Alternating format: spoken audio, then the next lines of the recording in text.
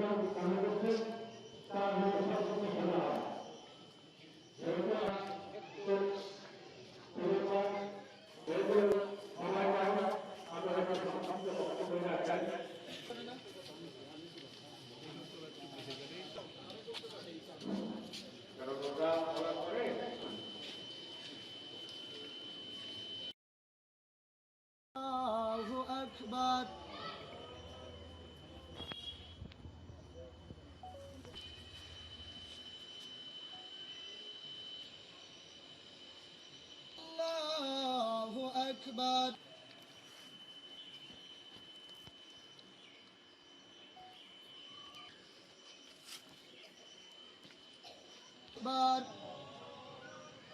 السلام عليكم ورحمة الله.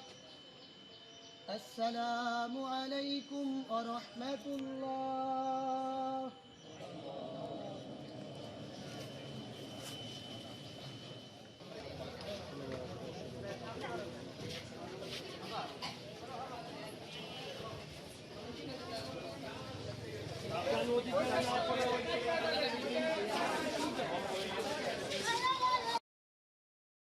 সরকারের পক্ষ থেকে মাদারীপুর সদর উপজেলা এবং জেলা প্রশাসন মাদারীপুরের পক্ষ থেকে সার্বক্ষণিক এই বৃষ্টির পরিবারের পাশে আমরা রয়েছি।